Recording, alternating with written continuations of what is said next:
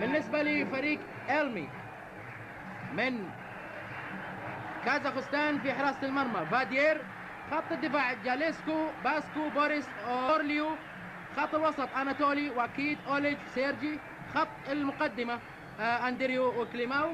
في تحكيم هذه المباراة حكم الدولي علي بن مبارك الحوسني من سلطنة عمان الشقيقة، يساعده رجل خط أول محمد صالح علوي دولي، ورجل بعد هجمة سريعة النصر.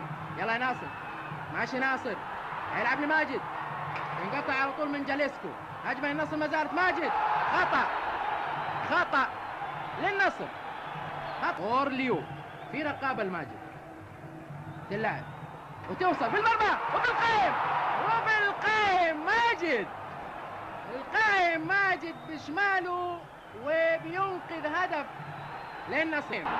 حسن يسدد وفي الحارس وتلعب في المرمى وفي المرمى جول في المرمى، ناصر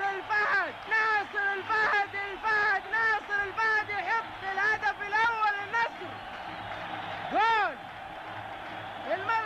بيتابع، وهنا المتابعة بيسجل ناصر الفهد من كورة اساسا من المتابعة في المرمى رغم المحاولة اليائسة من حارس المرمى. 1 النصر لا شيء إلما الكازاخستاني. صحيح الهدف جاء متأخر ولكن له